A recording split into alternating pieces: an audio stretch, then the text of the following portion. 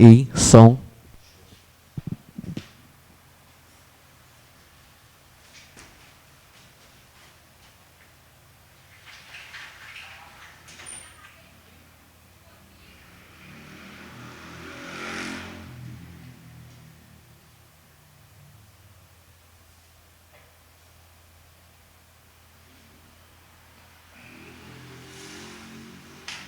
E aí, como é que estamos? Estamos bem.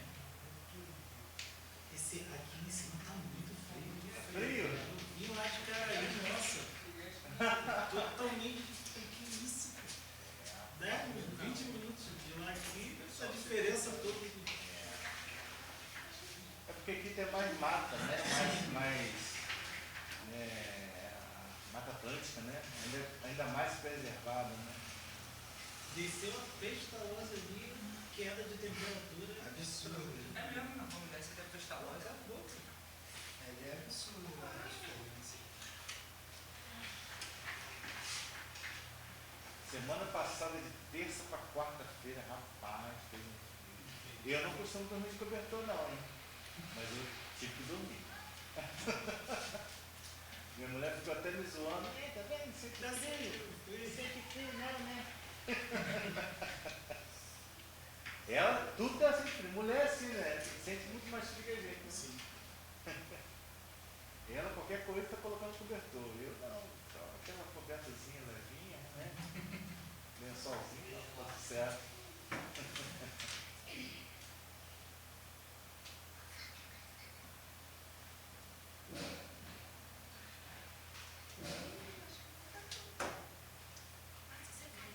Qual o nome da princesa? Eu último quadrinho. Ah, Eloá? Linda. Lindo nome também. É isso aí. Nada.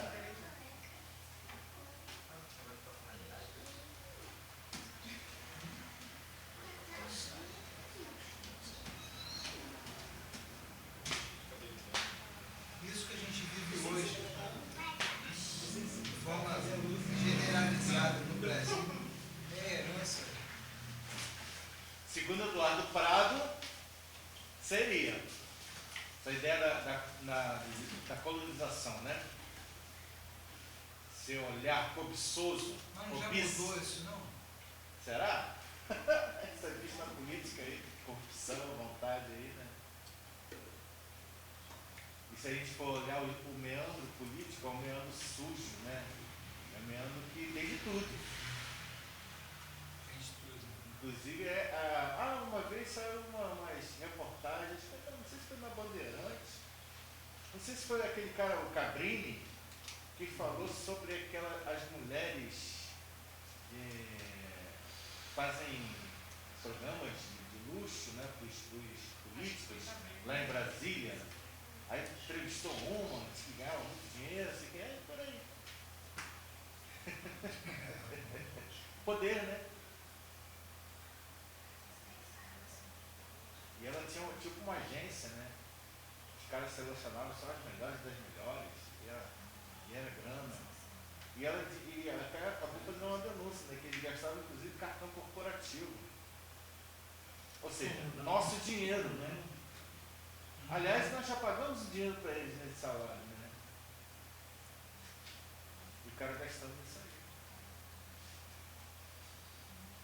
Ganha-se muito, o político ganha muito porque o salário dele talvez não seja tão astronômico, mas as facilidades, inclusive até o valor que ele ganha, né, para poder manter, talvez, as vitórias. Ganha-se muito em cima disso aí. É só um vale coxinha, né? É. Vocês são os penduricários. Ali que ele. Eu vi hoje dizendo que o salário do deputado é R$33 mil, sim, mas ele tem 127 planos de saúde, 4 de auxílio de moradia, mais não sei quanto, eu não lembro exatamente, de alimentação, Auxílio paletó. mais paletó, aí dá mais 300 mil. 33 mil não dava para ele ter isso tudo, né? A gente com muito menos tenta ter, né? O plano de alguma saúde coisa. era 70 mil anual. Pois é, tá vendo? Aí agora virou 130 e tantos lá. mensalidade quase de 6 mil e pouco nesse anual, né? Mensalidade. Pô, que plano de saúde é esse, né? Top do top. Não, 130 e pouco dá 10 mil reais. Mais de 10 mil. Não, você não falou de 70 Era mil? 70, mas eu Ah, 30 e pouco. já mudou já. Então, aí, Muito dinheiro. plano de saúde de 12 mil, 11 mil e pouco. Né? Aí vai para aquele hospital lá de São Paulo, né? Aquele que todo mundo Sírio Libanês, Onde ninguém morre. o Einstein. Plano desse. Einstein. Ninguém morre. Fazer um plano desse. Não tem que morrer nunca mais. Tinha que ter criogenia e tudo, né? Botar o camarada lá congelado. Ficava toda a vida. Ai, ai. Pois é, se cortasse isso tudo, já seria uma grande vantagem. Até que ganhasse 33 mil, que é um bom salário. É um ótimo salário. Salário de empresário, né? Já seria tudo bem. E diminuir a questão do Senado também. Tanto o Senado quanto o Judiciário. O Judiciário, o cara entra lá e nunca mais sai. Só sai quando chega a 70 anos e tal. Mas se diminuísse para 4 anos, você vai ficar tendo tempo de 4 anos. Aí depois você vai ser indicado ou não. Se o presidente não indicar, então o cara volta às origens dele, né? Tem que ser assim também. E o Senado? O Senado fica 8 anos, né? 8 anos. O mandato do Senado é 8 anos. Muita coisa. O cara se faz, em 8 anos o cara se faz. Mas a República foi um golpe muito bem feito, né? É porque o Império de Dom Pedro II não era um império tão ruim assim. Acho que nós estaríamos muito melhor com Dom Pedro II. Não é tão ruim, eu acho que é o melhor governo que a gente teve na história. Levando-se em conta o conflito dele com o Barão de Mauá, quem pensava mais, quem fazia mais, quem ganhava era a gente. É, isso aí. O Brasil ganhava isso. O Barão de Mauá era fera. E aí o Dom Pedro II ele queria também ser fera aqui também. O cara era inteligente. Mas ele queria também fazer as coisas para poder fazer frente ao Barão. Não, o Barão não pode ser maior que ele. Mas esse conflito seria bom Era para bom gente. pra gente. Tem herança até hoje, né? Sim, Quando entrou a República, entrava mais oligarquia, né? exatamente. Café com leite, É. pão, e depois as construtoras. Infelizmente.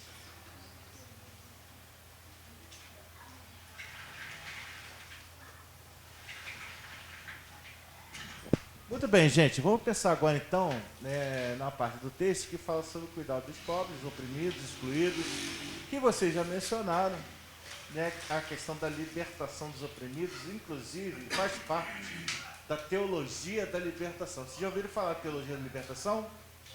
Não?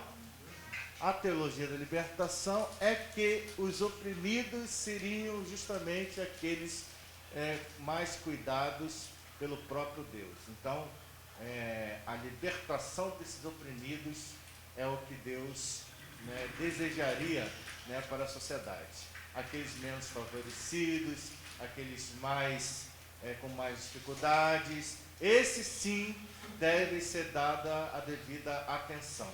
Ok?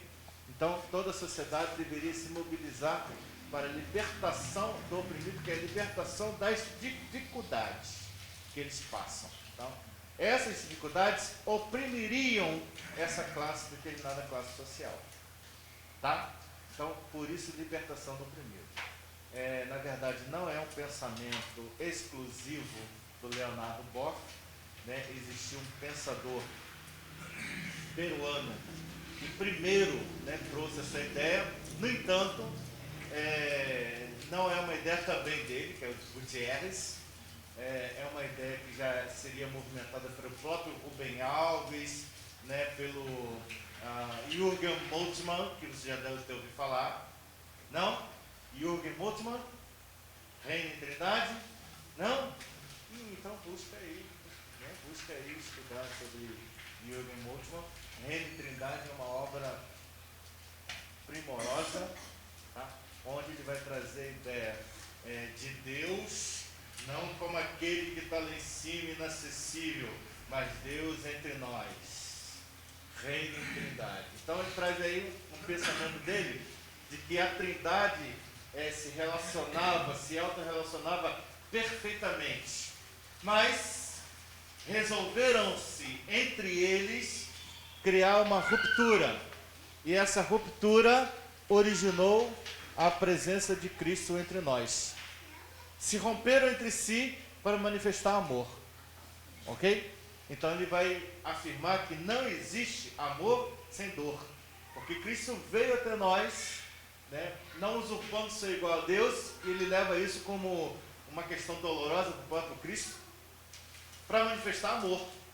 Chegando aqui, sofreu tudo que sofreu, muitas dores, por amor, e se sacrificou na cruz, muitas dores, por amor. É um livro que vocês têm que ler. Tem que ler. Reino e Trindade, de Jürgen Moltmann, tá? Bom, esse também foi um dos pensadores da questão dos oprimidos, da dor, pensar na dor, pensar no amor. Aí Gutierrez tomou isso, trouxe como a teologia da libertação, e o Leonardo Boff foi um profundo defensor disso, aqui no Brasil. Bom, diaconia, ele fala bastante de diaconia, o serviço de diaconato, ok? Da atender as necessidades. E fala também sobre o serviço entre nós, para que nós possamos ter aí o desenvolvimento daquilo que nós chamaríamos de alteridade. Eu construo em você e você constrói em mim. Beleza? Isso ficou claro para vocês? É a posição dele aí no texto. Bom, eu convido vocês até lerem, quem trouxe Bíblia aí, para que Isaías 58, versículo 10. Esse é um texto muito interessante que está falando sobre o povo que jejuava, que mantinha cerimônias, mantinha os cultos, no entanto, se esquecia de fazer o principal, que era deixar de estender os dedos, assim ó, de acusação, não deixava suas próprias iniquidades, o jugo da iniquidade. Sabe o que é jugo? Que põe no boi? E aí, esse jugo é que vai auxiliar no direcionamento daquele camelo, daquele boi, né? Então, ai meu Deus do céu, só um instantinho. Ela. Estou em aula aqui, me fala.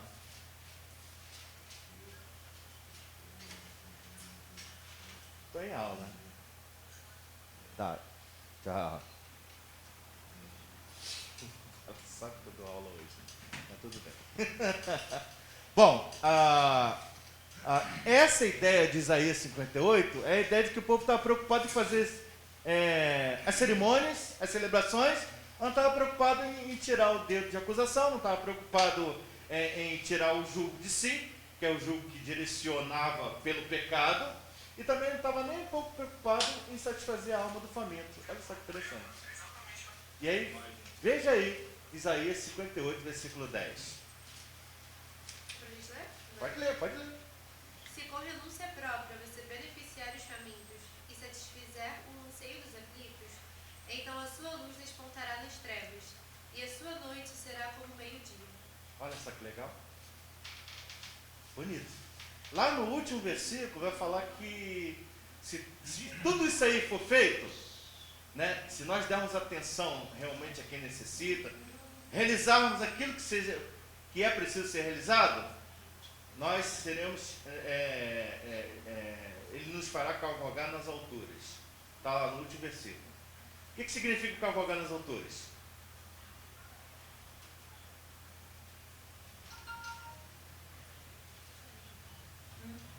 Olhar, quando eu olho lá de cima, eu tenho um olhar muito mais favorecido, certo? Olha só que interessante. Então, tá aí a vocação da igreja.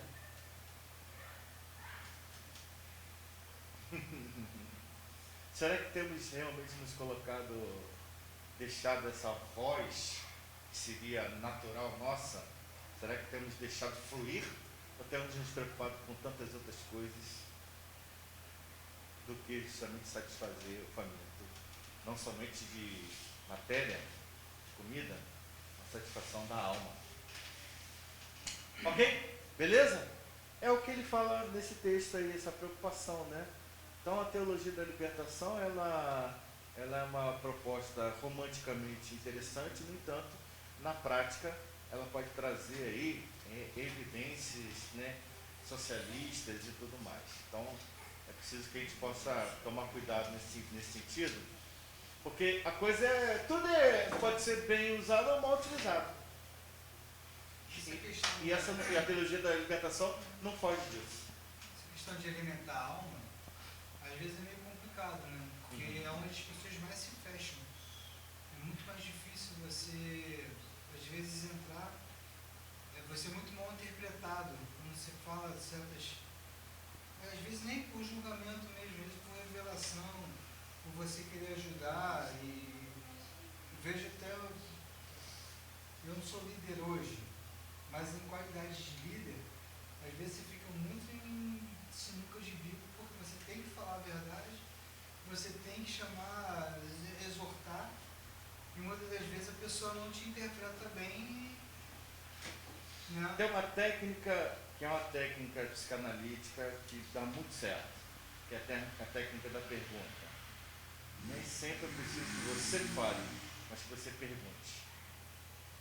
A situação que você está vivendo aí está interessante para você? Você acha mesmo que você vai a algum lugar com essa situação? Pergunta. Pessoa vontade. Entendeu? Pergunta para si mesmo. Exatamente. Fica muito mais fácil. Porque tira, inclusive, até a responsabilidade da gente. De repente a gente quer dar um conselho, né? É movimentado dar um conselho, e essa pessoa, se por um acaso ela seguir o teu conselho e ela se der mal, ela vai te acusar. Mas se você perguntar para ela, aí ela toma a decisão dela. Entende? E é justamente isso que Martinho Lutero propõe, né? Quando ele faz a reforma protestante. Olha, todo mundo tem a oportunidade de ler. Todo mundo tem que ter a oportunidade, deve ter a oportunidade de ler. E o que vai ler? A partir da sua própria consciência. Cada um vai tomar a sua decisão. Não vai ser o clero que vai trazer para você. Não, você vai tomar a decisão. Dá trabalho, não dá? Mas talvez seja muito mais libertador. Né? Então a pergunta, a própria consciência. Eu dou oportunidade. O que Martinho Lutero fez? Vou traduzir a Bíblia para o alemão. Aí as pessoas de oprimidas, né, da classe social mais baixa, tiveram oportunidade, porque ao mesmo tempo ele também ensinou, ele incentivou o ensino da leitura e tudo mais, né, para poder a pessoa ter acesso. E aí, o que ela vai... É a consciência, ela que vai tomar a decisão dela. É por aí. Vai dar tudo certo assim? Capaz que nem todos, né? Mas pelo menos alguma semente foi semeada e vai haver ceifa, com certeza. Né? Beleza, gente? Muito bem, eu trouxe esse sujeito aqui para a gente pensar no Asclépio. O Asclépio é um sujeito da mitologia, e diz a mitologia que ele era um médico, e as pessoas, ele era um bom médico, e as pessoas, né, agradeciam, eram muito gratas a ele, né, pelos seus feitos, e levavam presentes para ele. Diz na mitologia que Zeus se importou com isso, com a gratidão do povo para com Asclépio. Ficou com ciúme, porque Zeus estava perdendo seus louvores, enquanto que Asclépio cada vez mais era lembrado. Então o que Zeus fez? Matou Asclépio. Sabe o que aconteceu? Asclépio foi louvado muito mais ainda. As preces agora foram para o Asclépio. Né? Aí Zeus já viu como é que ele ficou, né? Irado, né? Mas a ideia do Asclépio é que há realmente um uma ideia de conjunto para oferecer saúde. Que conjunto é esse? E vocês mesmos lembraram sobre isso aí. Além da cura física, a leitura também traz saúde. Por isso, as bibliotecas. A arte deve também ser desenvolvida entre nós. Por isso, o teatro. O ginásio também, por tônus muscular, exercício físico. Ok? Tudo isso aí em conjunto, segundo Asclepio, traria essa saúde, né, plena para o homem. Olha só que interessante. O cara da mitologia traz esse ensino para a gente. Tá? Ele vai chamar o nome dessas atitudes terapêuticas de nooterapia. Nous quer dizer mente. Nooterapia, terapia da mente. Tudo bem? Bom, esse camarada aqui, J.H. Ellis, ele é um psicoteólogo. Já ouviu falar na psicoteologia? Não? Psicoteologia é algo que vai reunir tanto a psicanálise como a teologia. Ou seja, analisar talvez os personagens bíblicos, analisar, né, as situações bíblicas. Por exemplo, como analisaríamos, né, a situação de Elias? Logo depois de uma grande vitória, ele se tocar numa caverna. O que houve com ele? Análise psicanalítica em cima disso aí. Já pararam para pensar nisso? Já pararam para pensar na questão de Saul? O que atormentava ele? Né? Não, é espíritos malignos. Mas será que eram espíritos malignos? Ou era culpa? Ou era uma situação, né, de castração que ele mantinha na sua vida? Os dois, né? Uma vez eu falei sobre Elias aqui na nossa reunião. Sim. Ele teve todas essas vitórias e tal, de repente ele entrou na caverna e ficou lá e ele disse: eu não sou maior do que os meus pais. Tipo assim, tinha alguma coisa mal resolvida. Tinha um complexo de Édipo aí, né? Alguma coisa ele não fez de forma que tudo que ele fez não era suficiente. Sim. Tinha alguma coisa castrada ali, Era né? uma crise de identidade, assim, na minha opinião. Sim, exatamente. Crise de A nossa construção identitária é justamente no complexo de Édipo. É interessante isso aí, né? Um olhar psicanalítico para analisar isso aí. Tá? Bom, orando est mens sana in corpore sano, trabalhando para uma mente sana em corpo sano. Ok? É interessante que orandum no latim significa trabalhar. Olha só que legal. Muito legal, né? Todo mundo junto aqui no J.H. Ellis. 1, 2, 3 e... Saúde é um estado de completo bem-estar Físico, mental e social. social. Olha só que legal. Não tem ausência. Vamos lá, 1, 2, 3 e... E não haver ausência de enfermidade ou doença. É algo para a gente pensar aí. Tá? Professor, o que é ortomai? Oi? Ortomai. Orto significa base. Noia vem de nous. Vem de mente.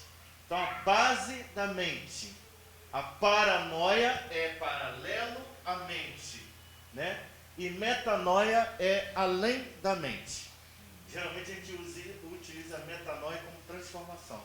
É mais ou menos por aí mesmo, a transformação, além da mente. Eu tinha um pensar, e aí eu vou além desse pensar, foi transformado. A ortonoia é justamente a base, né, da minha mente. E a paranoia é quando eu estou em paralelo. Geralmente acontece com a psicose. Existe a paranoide da psicose, que é o sujeito achar que está sempre sendo perseguido. Que achar que de repente a esposa está sempre traindo ele.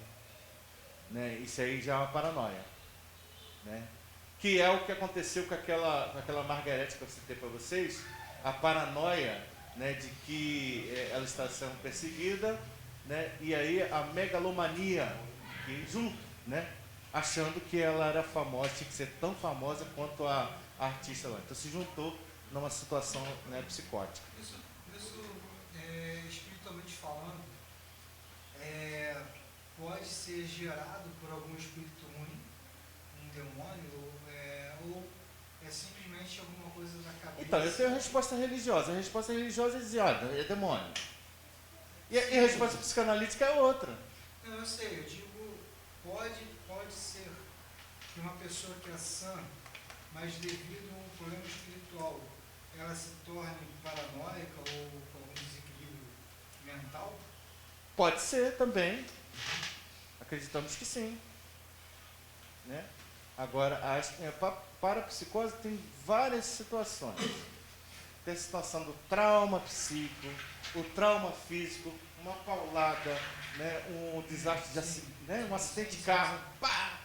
Tem a questão também orgânica, gente que tem propensão a desenvolver uma psicose. Tem a questão também de herança. Várias pessoas tiveram comprometimento com a psicose na família. Então,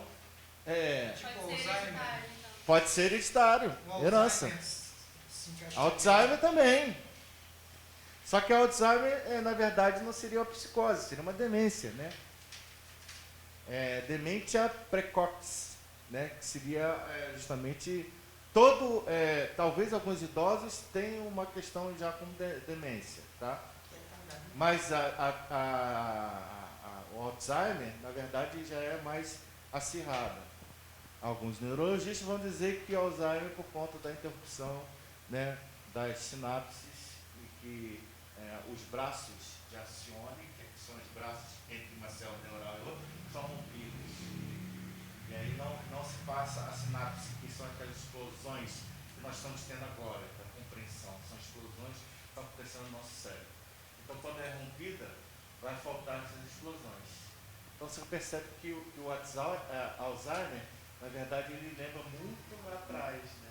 As questões presentes não lembra muito, não, esquece fácil. Pergunta toda hora a mesma coisa, porque não consegue assimilar, por conta desses rompimentos. Beleza? Mas não é a neurologia. Questão simbólico e diabólico. Olha só que legal. Simbólico está para diabólico.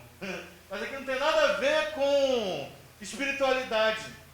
E ele coloca aí no texto aí, se vocês observarem. O simbólico vem de um verbo, tá? Sim é uma expressão no grego, significa mesmo. E o verbo balém, ou balei, né? No grego, que significa jogar. Então, se eu falo uma coisa simbólica, trago uma coisa simbólica para vocês, eu estou jogando junto daquilo que eu quero falar. Ok? Um símbolo já expressa. Por quê? Joga junto daquilo que se deseja ser expressado. Ou expresso. Tudo bem? Mas o diabólico, o di é dois, diverso. Duas coisas diferentes. Falei, jogar diversamente. Então ele vai dizer que o diabólico é jogar diverso. Interessante isso. Ele tira a ideia do espiritual, né, da ação diabólica, para trazer a ideia da palavra etimológica. Diabólico quer dizer jogar diferente. Pessoas que jogam diferente dentro da sociedade. Em vez de jogar simbolicamente, jogam o quê? Diferente. Eles não querem conserto, não querem alteridade, não querem conversa. Entendeu? Por isso é diabólico. Sacaram isso aí? Não é interessante isso? Em se falando de ética, quem trabalha simbolicamente é conflito com quem trabalha diabolicamente. Uma fofoca, por exemplo, pode trazer uma situação diabólica. E sem falar de espiritualidade. Diabólica porque torna o pensamento diverso, conflitante. E não tem como você novamente haver um conserto. Não necessariamente que vem do diabo, né? Não necessariamente que venha do diabo, mas uma situação que opera a diferença. Não que a diferença seja ruim, a diferença não é ruim, desde que haja diálogo, certo? Mas quando não há mais diálogo, o nome diálogo, né, dois, tem que ter logos, né, a palavra de dois, diálogo, tem que haver isso. Mas quando há esse distanciamento, bom, aí acabou, aí é diabólico. Sacaram? E aí nosso último slidezinho, né, que vai falar do cuidado da grande travessia, né, da morte, né, o sentido que damos à vida, depende do sentido que damos à morte. Olha que interessante. Se a morte é o fim derradeiro, então de pouco valem tantas lutas, empenhos, sacrifícios, né? Mas se a morte é fim, meta alcançada, então significa o quê? Um peregrinar para a fonte. Isso é bonito pra caramba. Não é? É lindo. Né?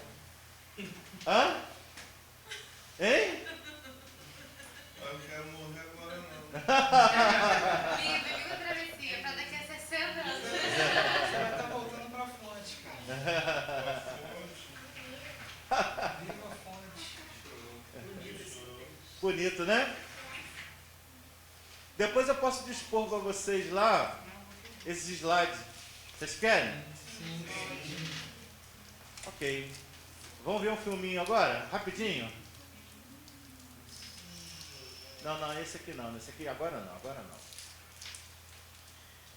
Vamos ver esse aqui primeiro. Ó. Vamos analisar esse filme aqui. Rapidinho. Ele é rapidinho.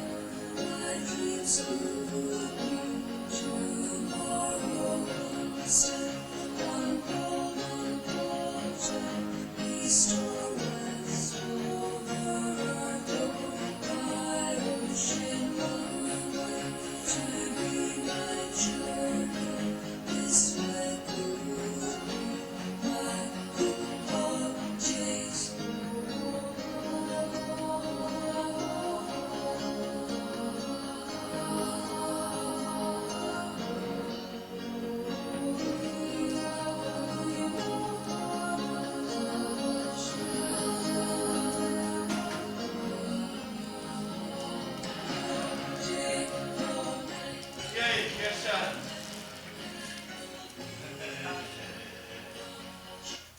Hã?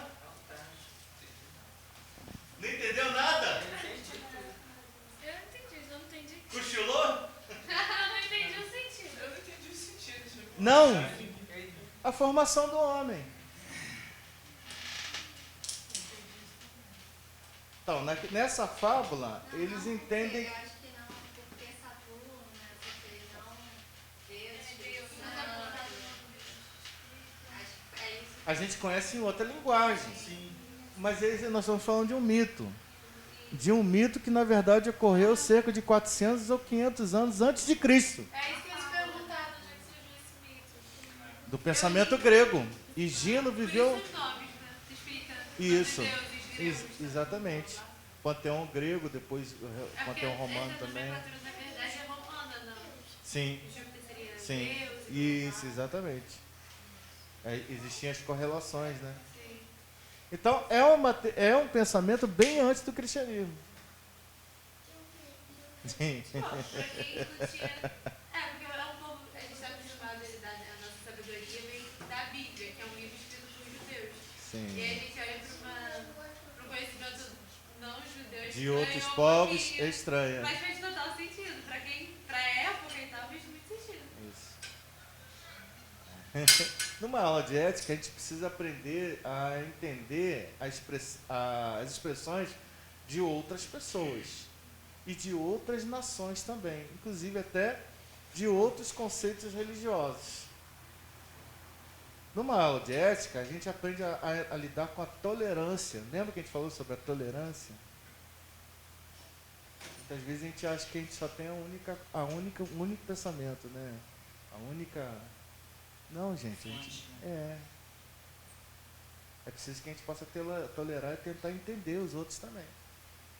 Aqui foi uma proposta de formação do homem. Foi formado do barro. Mas quem deve cuidar? E depois ele vai voltar para o barro? E o espírito? E se fosse só o barro? Se não tivesse espírito? Como é que seria? Entendeu? Mas quem inspirou essa história? É de quando isso? Esse 300, 400 ou 500 anos antes de Cristo. Na época de Higino, vocês podem procurar aí Higino, né? Aí vocês vão ver quantos anos que ele viveu antes de Cristo. Era aqueles camaradas que trabalhavam com os aedos, né? Com as novelas cantadas. Na verdade, é percepção humana da busca de como nós fomos formados. Já havia essa curiosidade. Será que já estava ali sendo inspirado por Deus assim, para ter uma... Existem alguns autores, né, que vai falar sobre a questão de liberalidade do conhecimento a todos. Nessa liberalidade do conhecimento vão surgindo várias expectativas durante as gerações, ao passar do tempo da humanidade. O Boff, ele Existem fala- autores que vão falar sobre isso. O Boff, ele fala disso também. As pessoas Fala. têm algo que arde dentro do peito, Isso. e perguntas, indagações de Isso. por que eu tô aqui, qual o sentido da vida. E isso é para qualquer ser humano, não? Exatamente. Uma coisa que eu pensei também, nessa pergunta dele, Aham. se talvez não possa ter sido uma inspiração de Deus e tal, Aham. eu lembro quando eu era pequena, meu pai cantava pra mim umas músicas que ele aprendeu no escotismo. Aham. E aí uma das músicas falavam, foi Tupã, foi Tabajara, na terra de Tupã, que criou o jabuti, o jacaré, tamanduá. Eu falei assim, pai, isso tá errado, eu não posso cantar isso. Como assim foi Tupã? Foi Deus, como assim? Aí ele falou assim, filha, talvez eles ainda... Ele falou que era pra eu pensar. Falou assim, talvez as pessoas ainda não conhecem um estejam adorando seja a revelação do nosso Deus para eles, que eles chamam de outra forma. Sim, sim. Aí eu devia ter, sei lá, uns 5 anos. Aham. Que é verdade. Mas eu achei assim, um absurdo eles chamarem de Tupã. Quem criou o jabuti não foi Deus? Tipo, como é que você chamou de Tupã? Pois Aí é. meu pai falou isso pra mim. No livro de Darcy Ribeiro, chamado O Povo Brasileiro, ele vai falar que quando os portugueses vieram para cá, atropelando os nativos com o cristianismo romano, já existia aqui, entre os tupis, a ideia de um Deus que havia se sacrificado para que eles tivessem a caça, os frutos do mar e tudo que existia. Olha só que interessante. Essa ideia, meu pai, eu lembro dele ter falado essa ideia. Que a gente... E eles davam nome a esse Deus. É o nome que eles davam. Que é um Deus que sacrificou por eles. Ou seja, a ideia do amor, do sacrifício, da dor de Jürgen Moltmann. Amor e dor. Olha só que interessante. Acho que Deus se revela, né, de outras maneiras. É óbvio assim que a gente também não pode confundir com uma ação satânica em alguns locais. Mas com certeza que Deus se revela. Talvez até com um nome não ocidental. Perfeito. Você me fez lembrar de um outro livro. Fator Melquisedeque. Eu lembrei dele na hora. Hã? Eu lembrei dele na hora. De Don Richard, né? Esse livro é sim, fenomenal. Eu lembro de outro livro também, né? O Sagrado, de Rudolf Otto. Procurem ler, buscar isso aí. Rudolf Otto, O Sagrado. Muito bom. Vou passar mais um filminho. Tá? Hein, pastor? Fala, querido. Esse filme aí me fez lembrar aqui perto. Foi o meu cunhado, ele lembra onde está essa tribo. Sim. Onde ela fica por aqui. Legal. E ele foi nessa tribo com um pastor, Sim. amigo dele. Sim. E ele foi lá evangelizar essa tribo, sendo que na verdade essa tribo, na verdade não, essa tribo é um homem, né? Ele conseguiu levar o evangelho para lá. Uhum. Ele, um amigo dele, e um pajé se tornou pastor. E quando ele se tornou pastor, ele começou a falar nosso nome, né? Uhum. Para eles linguajar, né? Nossa evangeliquez, né? E eles explicaram exatamente o que aconteceu aí. Que para eles já conhecia Deus, mas não da forma que a gente, com os nomes que a gente conhece. Perfeito. E quando foi apresentado, como está escrito na Bíblia, ele não encontrou dificuldade nenhuma de fazer com que as pessoas dessa tribo se tornassem cristãs e hoje essa tribo é toda cristã. Ele fez a Ele só correlação. mudou os nomes das pessoas Sim. e trouxe para o evangelho bíblico. A né? essência, né? Porque eles não tinham Bíblia. E eles cultuavam a Deus, mas não era Deus o nome, né? Era um outro nome. De vez em quando meu cunhado vai nessa tribo e faz lá live com eles. E é muito, muito legal mesmo. Legal. De ver o trabalho deles lá. Show de bola. Então, assim, para uma tribo que é aqui próximo, imagina em outros, né, Sim. lugares mais distantes, com culturas diferentes, eles cultuam um Deus, mas o Deus que eles conhecem com aquele nome. Exato. Igual a Rebeca falou, né? Não necessariamente generalizando todos os povos, Exato. mas a gente pode ver esse filme que o senhor passou. Esse mito, né? Eu conheci esse filme aí e... Você já conhecia? Aham. Ah, que legal.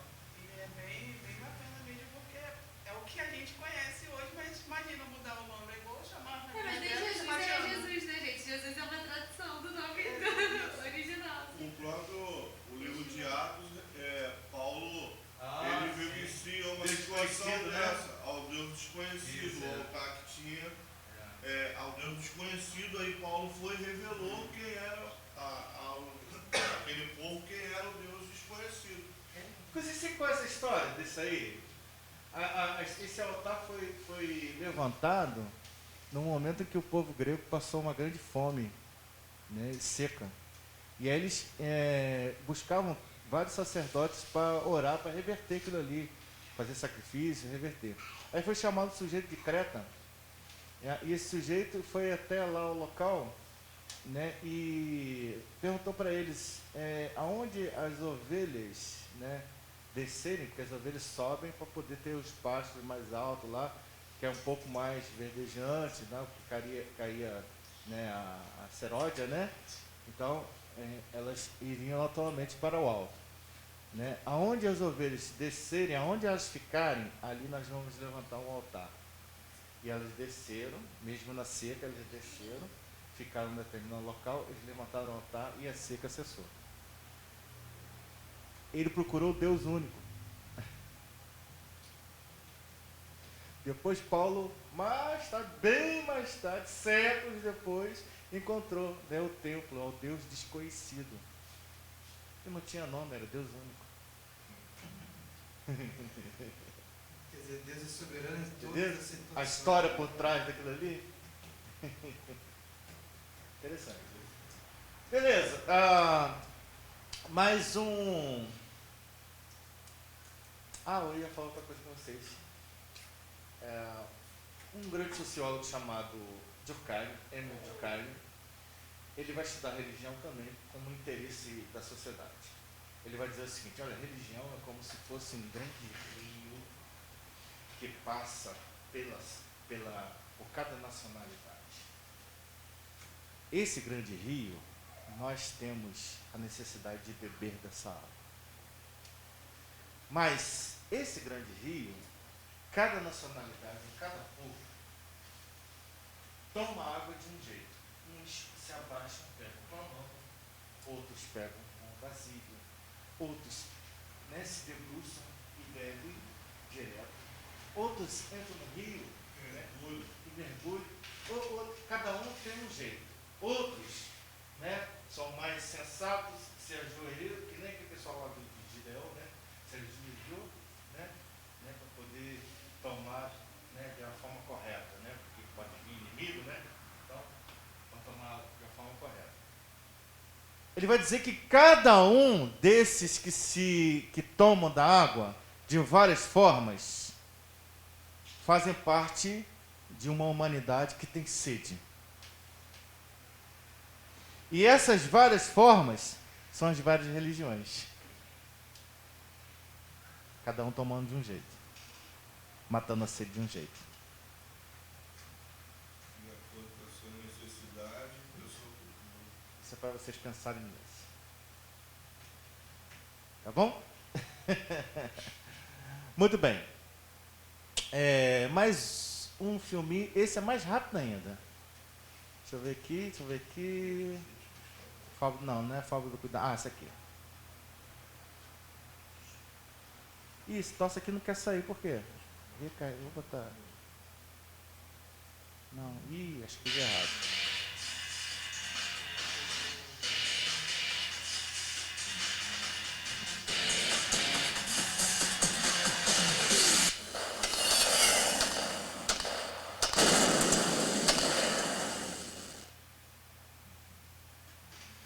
Será que essa guerra nunca vai ter fim? Para uns se darem bem, outros têm que se dar mal. É a vida. Eles têm o petróleo que eu preciso para manter minha empresa funcionando. E o que eles ganham com isso? Nada. O mundo de hoje é assim, filhinha. Você ainda irá aprender muito. Mas, papai, o mundo é assim pois as pessoas ignoram o senso comum. Não tenho tempo para pensar em senso comum. Isso é injusto. Vocês não pensaram em mim. Se eu ficar falido, como irei ter todas as coisas que gosto? Não podem fazer isso. Yes, we can. O que houve, papai? Estou falido, filha. Aqueles miseráveis nem pensaram em mim. Pai, você não deve fazer com os outros uma coisa que não quer pra você.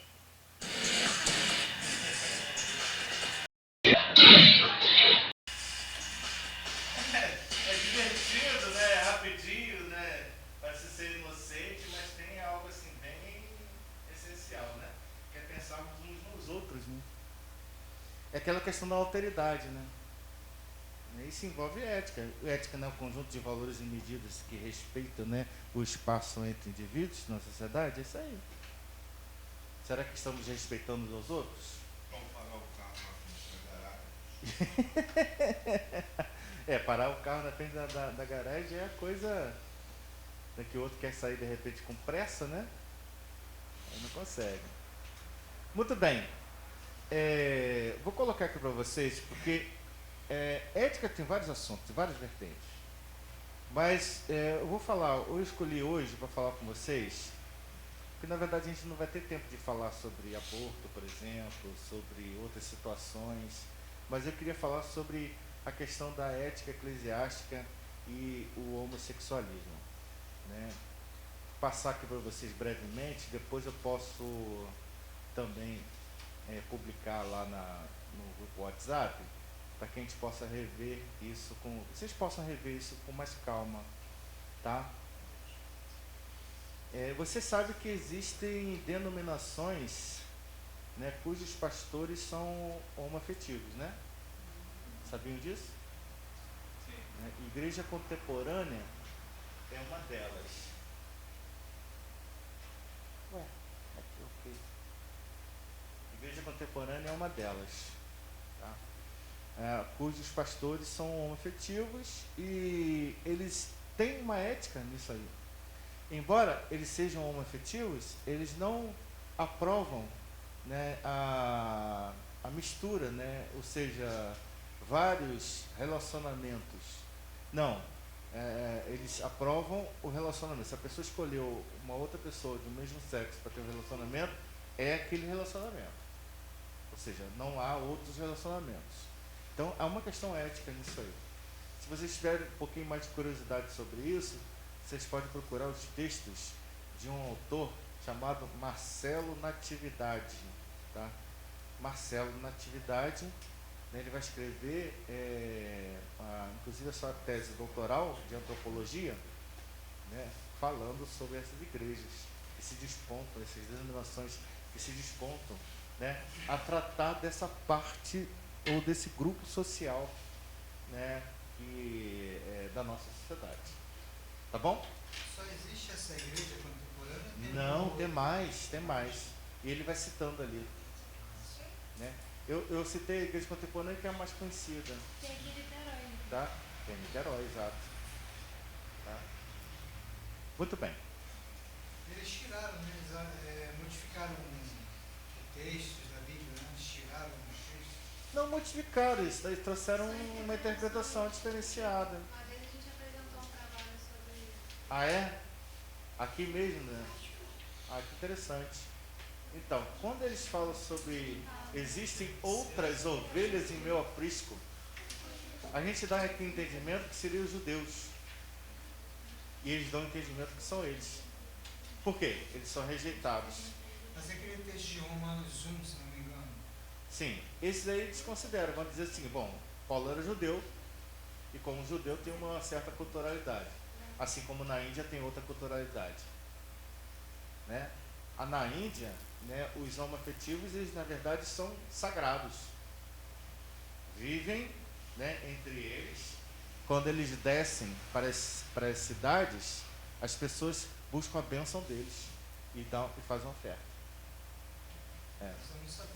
Na Índia acontece isso.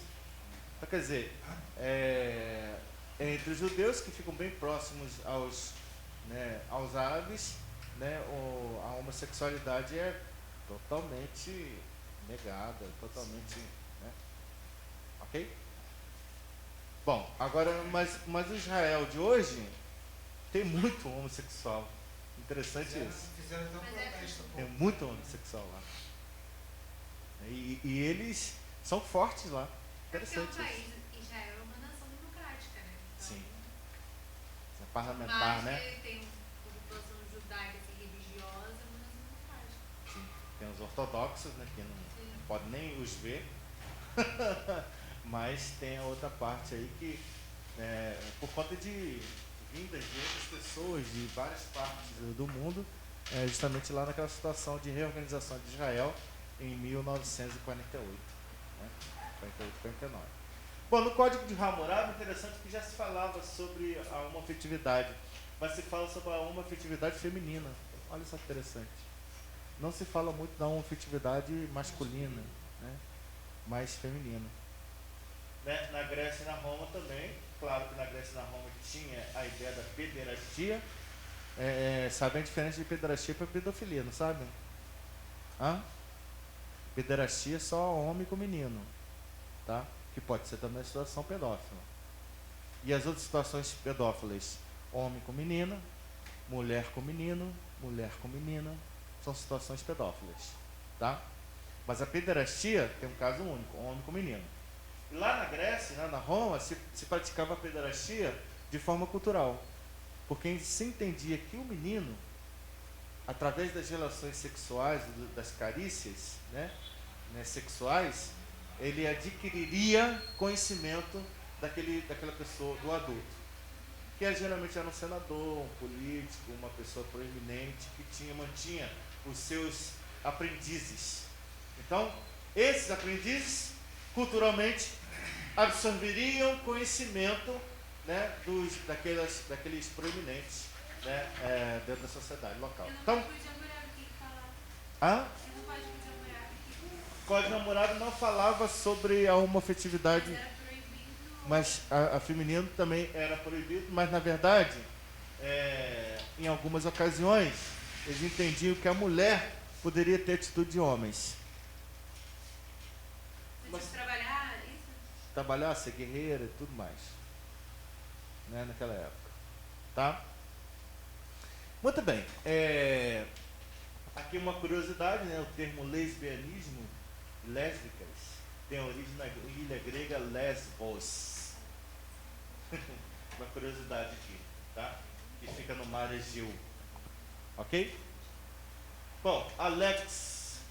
Peraí. Termo homoafetivo, homossexual, homofobia.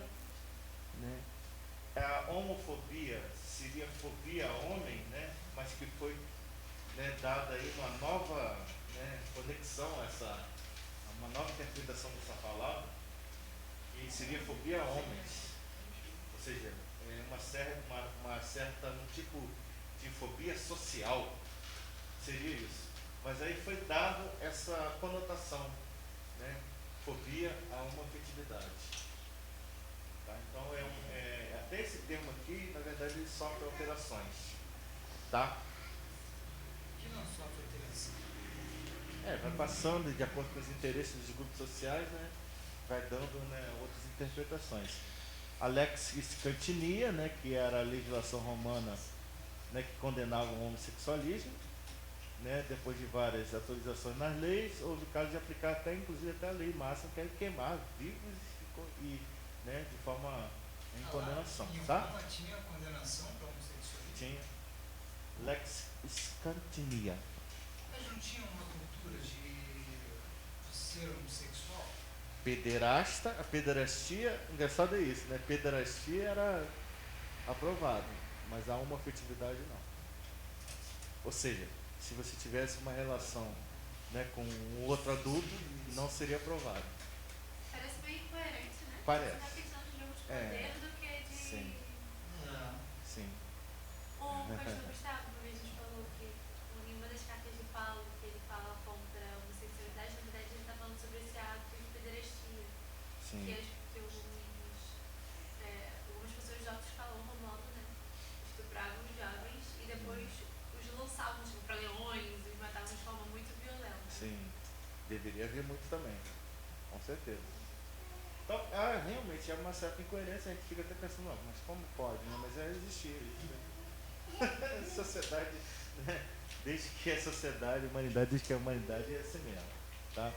Então, estudos mostram que os homossexuais encontraram um ambiente mais tolerante na Idade Média. Olha só, na Idade Média, embora seja uma idade que prevalecia o pensamento romano, E aí tem algumas questões alguns versículos bíblicos, que vão se pronunciar com relação à homossexualidade, Por isso o homem deixa seu pai, sua mãe e se une à sua mulher. Eles se tornaram uma só carne. Não se une a outro homem, se une a uma mulher. Bom, quando a gente pensa em homoafetividade, nós pensamos numa questão que não seja natural, que é a questão daí do macho e fêmea. Não é natural. a relação, o coito, né, anal, não foi feita para isso. A região anal é para expressão, não é para introdução. E aí vem uma série de doenças por conta disso. Tanto para quem é o receptor, como quando aquele que introjeta, né? Então, quer dizer, existe essa dificuldade de natureza. No entanto, né, a insistência da ideia de que a humanidade sempre teve homossexualismo. Sim, isso é verdade. A gente não tem como negar isso. Né? Desde a humanidade, desde a existência dos primórdios, né, sempre teve algum relato nesse sentido. Aí o Freud vai mencionar, não é necessário que haja relação anal numa homoafetividade, pode haver somente carícias. Mas ele vai dizer, então, não seria uma perversão, seria uma inversão. Qual é a diferença? Se eu tenho uma estrada, essa estrada aqui tem um sentido ida e outro sentido vinda, correto? Então, esse sentido vinda é inversão, versão e inversão, mão e contramão, beleza? A perversão seria uma outra estrada do lado, perversão, paralela à versão. Então Freud não vai considerar a homoafetividade uma doença, né, ou uma questão perversa, mas uma questão inversa. Entenderam? Essa é a questão do Freud, é o pensamento dele. Tá? E como nós tratamos isso na igreja, né? Bom, aí nós temos aí aqueles que tomam posse aí, né, dos discursos, né? Olha aí o que Silas Malafaia fala. Todo mundo junto? Vamos lá? Com?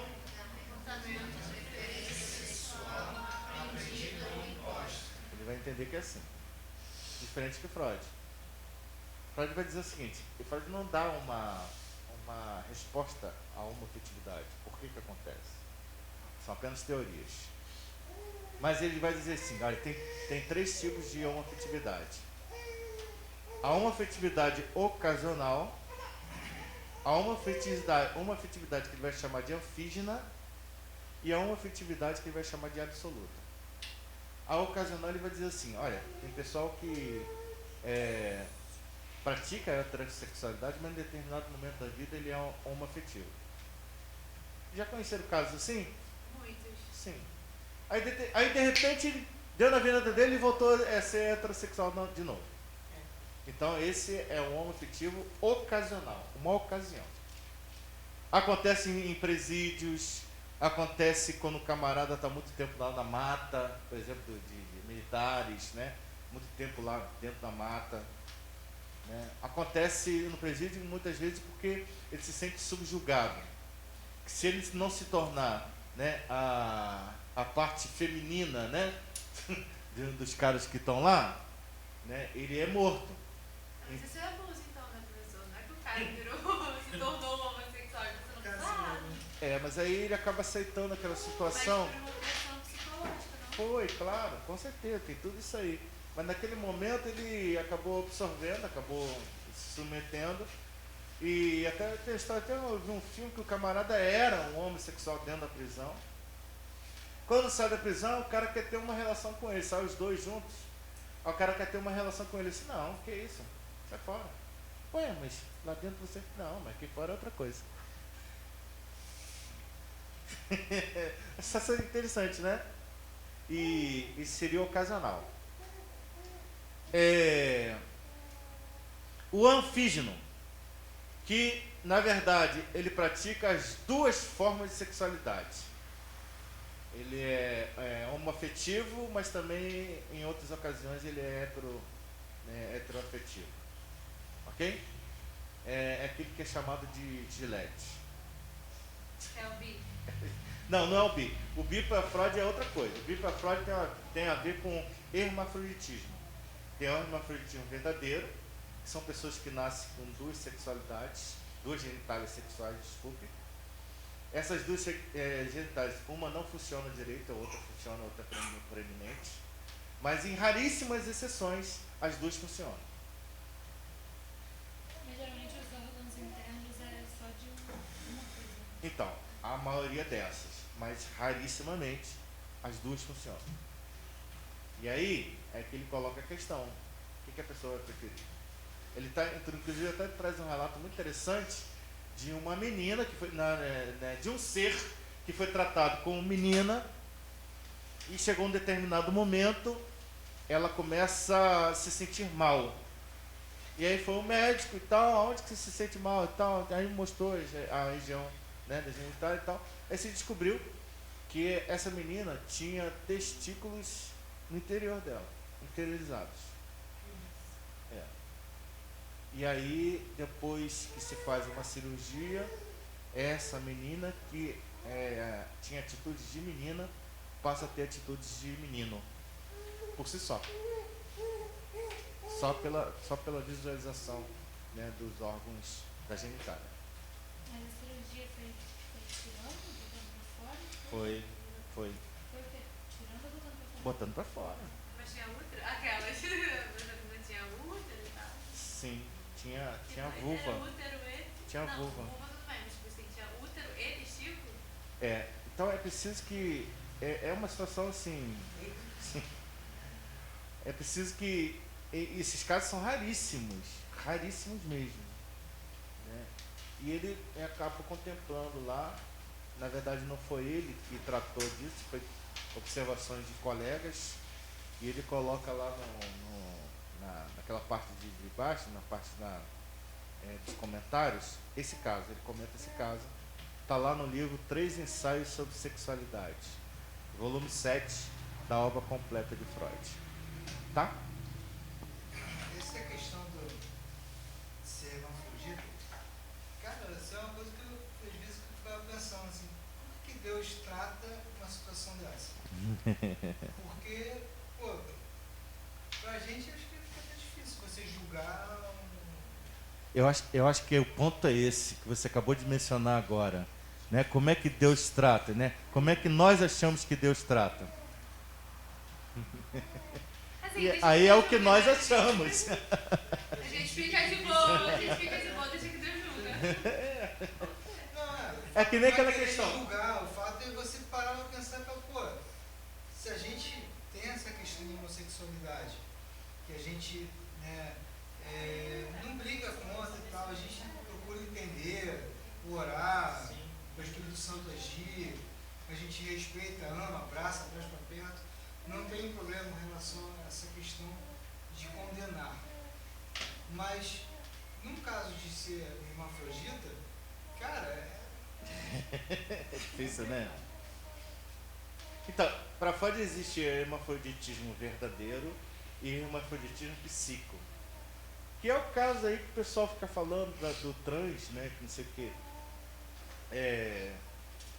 Aquelas pessoas que nascem um corpo de homem, mas se sentem uma mulher. Ou vice-versa. Nasce um corpo de mulher, mas se sente homem. Essa é uma questão muito advogada, né, por Judith Butler, né? Judith Butler é uma autora que vai falar das questões trans. E no meio, né, das minorias, ela é muito respeitada. Né? E a teoria Queen, já ouviram falar? Teoria Queen? Não? Procurem saber. Então vocês vão entender como que se dá a teoria Queen, qual é a proposta aí de Judith Butler, que inclusive vai orientar algumas cirurgias que eu acho que são assim uma covardia de crianças para mudança de sexo. Gente, isso aí, criança tem 7 anos, se sente um menino, se sente menina, aí vai lá, pá, corta lá o negocinho dele. Depois? Em adultos tem um índice muito alto de pessoas que fazem cirurgia e se arrependem. Já adultos, né? De adultos, mas É uma dúvida, na verdade, isso como profissional da área. No Sim. aconselhamento psicológico, psiquiátrico, ele faz uma pessoa que tem esse tipo de dúvida de gênero dela mesma. No Brasil, o psicólogo pode falar para a pessoa, ou psiquiatra, faça uma cirurgia, ou eu te apoio, ou você é trans, ou não. A pessoa tem que chegar nessa conclusão. De Se maneira seria nenhuma. ético, não? Sim, de maneira nenhuma. Principalmente a psicanálise. A psicanálise vai perguntar, você se sente bem com isso? Né? Isso vai realmente trazer a felicidade para você? Você acha que é ela que vai ser questionada e ela que vai revolver no interior dela essa própria resposta? De modo nenhum. Pode falar isso. Inclusive, se eu atender um homossexual, conforme eu já atendi um homossexual, eu não posso dizer, pô, cara, larga disso, não sei o que, lá, então, isso não é bíblico. E ele era evangélico. Um homoafetivo que é evangélico, que sofria muito por isso. Porque a família era dita santarrona e ele não tinha ambiente na família. Você está fazendo o que parece mal aos olhos do Senhor? Você é amaldiçoado. Ele se sentia sozinho no mundo. Eles não compreendem a razão por ele ter Porque no daquela caso forma. de uma criança que passa por uma cirurgia dessas, é porque ela passou então por um psicólogo, por um psiquiatra antes, não? Passa, mas é criança. Os pais que decidem. E aí por isso que eu acho que é uma covardia. A gente Que não vai- deveria ser possível E isso. não configura crime, então, vamos supor, uma criança passa por você. Na Europa não. E aí os pais falam, quero que meu filho faça isso. Você como profissional pode chegar e falar, isso não é antiético. Eu, enquanto psicanalista, eu não Pode posso afirmar nada. Nem liberar. Nem liberar não, nada. Não, liberar que eu falo assim, não liberar um laudo para uma cirurgia. Tipo, olha, não é aconselhável que faça. Eu como psiquiatra acho que não deve fazer. Você Psiquiatra tem essa pode autonomia. fazer isso. Psiquiatra pode. Tá? Fala assim, não fala para os pais, ou pessoal, olha, não acho recomendado que você passar por esse processo agora. Porque o psiquiatra é um médico. Sim. Então, partimos do princípio que o laudo é do médico. E o psicanalista? O psicanalista não faz laudo. Ele pode fazer uma declaração. Ó, talvez, né, na referida criança, né, os seus sintomas são semelhantes de acordo com o DSM-5, né, você coloca lá Então, não é isso, só coloca semelhantes. Tá? Mas o psiquiatra, sim. O psiquiatra ele pode dar o laudo. Tem um programa É um que médico. fala sobre isso, que um menino e agora ele está com um menino, eu esqueci o nome desse programa, e lá fora, e ele incentiva várias crianças a fazerem a mesma coisa, e no dia que eu estava vendo esse programa, eu parei para ver, que negócio de doido. E as crianças eram de isso, as crianças, uma tinha 12, outra 14, outra 15, outra tinha 17. E todas elas já estavam com data para poder fazer a mudança de sexo. Olha só. Gente, E eu acho isso não tem demais, muito cara. tempo isso não, entendeu? É assim. E é bem escancarado mesmo esse programa, eu fiquei Não, e tipo assim, o programa realmente não apologia isso, porque assim, mostra ela tem amigos que querem fazer a mudança de sexo. Por exemplo, eu vi um programa que tinha um amigo que queria fazer a mudança de sexo, mas não tinha dinheiro. Aí eles vão no sinal, aí estão lavando o carro das pessoas pelo dinheiro, não sei o que, tipo. vai juntando, e essa criança aí em casa, com o namorado, e a mãe não sabia quem era a pessoa. E quando conheceu a pessoa que chegou na casa dela, que era essa pessoa, aí a mãe foi na mesma hora, outra educação, né? Chegou na mesma hora e falou pro filho, você é gay, então. E o filho não aceitou ser chamado de gay de jeito nenhum. Ele falou, não sou gay, eu tenho uma namorada. Aí não, sua namorada é um homem, então você é um gay. Então assim, complica muito a Muito. Bom, só esse slide aqui, pra gente terminar, eu vou lançá-lo pra vocês. É uma pena, não deu tempo, porque tem muita coisa pra gente falar, gente, sobre ética, muita coisa.